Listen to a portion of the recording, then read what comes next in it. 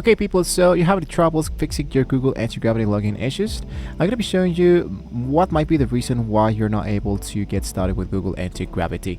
So one of the greatest tools that usually happens a lot is that you don't have a personal Gmail account. So Antigravity currently requires a personal Google account, so if you're trying to use Google Workspace account, it will be blocking off the actual access.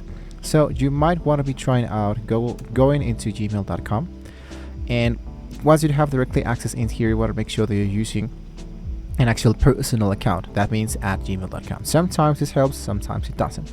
The second option that I can give you is to focus with the Antigravity Manager account switch. If your primarily Google AI Pro Ultra account is throwing errors and non-commonly workaround involves using the standalone Antigravity Manager application.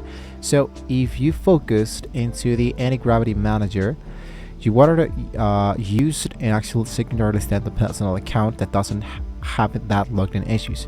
So once you have successfully authenticated, you can use the switched button in order to head back directly inside here, which is into the settings, into the account, and here you want to sign out, so you can sign in once again back into where you were currently at.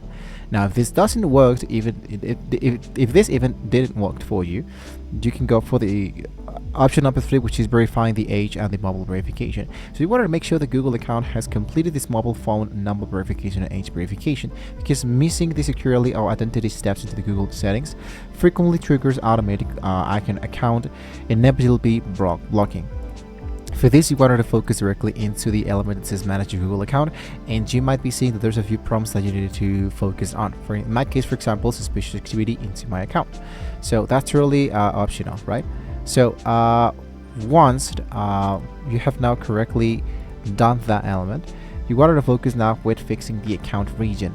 So if you're blocked by regional availability, the issue is tied to Google account versus your not your live network. So if you go for the policies of the google.com association form, it might be telling you that the current region it won't be getting started with.